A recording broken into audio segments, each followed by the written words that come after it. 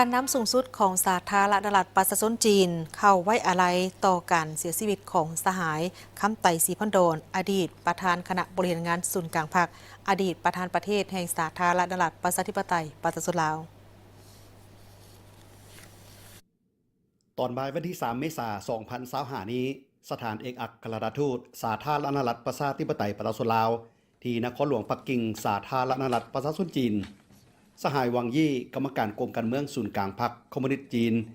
รัฐมนตรีกระทรวงการต่างประเทศจีนในนามต่างหน้าให้แก่สหายสีจิ้นผิงเลขาธิการใหญ่พรรคคอมมิวนิสต์จีนประธานประเทศแห่งสาธารณรัฐประชาชนจีนและการนำขั้นสูงพรรครัฐบาลสภาแห่งชาติจีนได้เข้าวางพวงมาลาและเซ็นปื้มไว้อาลัยอย่างเป็นทางการถึงสหายพลเอกคำไต่ศรีพันดรอดีตประธานคณะบริหารงานศูนย์กลางพรรคอดีตประธานประเทศแห่งสาธารณรัฐประชาธิปไตยประชาชนลาวที่ได้ถึงแก่มรณกรรมในเวลา 10:30 นาทีของวันที่ 2 เมษายน 2025โดยมีสหายสมพรศรีเจริญ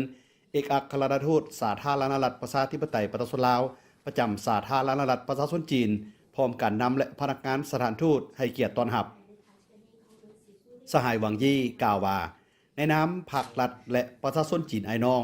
พวกข้าพเจ้าขอแสดงความโศกเศร้าเสียใจและอาลัยอาวรณ์ต่อการจากไปของสหายพลเอกคำไต่ศรีพันดรอดีตประธานคณะบริหารงานศูนย์กลางพรรคอดีตประธานประเทศแห่งสาธารณรัฐประชาธิปไตยประชาชนลาวการจากไปของสหายพลเอกคำไต่ศรีพันดรเป็นการสูญเสียอันใหญ่หลวงของพรรครัฐและประชาชนลาวไอ้น้องทั้งเป็นการสูญเสียผู้เป็นสหายเป็นเพื่อนที่เคารพรักของพรรครัฐและประชาชนจีนและหวังอย่างยิ่งว่าพรรครัฐและประชาชนลาวไอ้น้องจงถือเอาโอกาสอันโศกเศร้าเสียดายนี้เป็นพลังแห่งสามัคคีอันยิ่งใหญ่อันมีสหายท่องรุ่นศรีสุริตเป็นแก่นนำเพื่อนำพาประชาชนลาวบรรดาเผ่าสร้างผลงานคำนับขับต้อนกองประชุมใหญ่ครั้งที่ 12 ของพรรคประชาชนปฏิวัติลาวให้สำเร็จตามแผนการที่วางไว้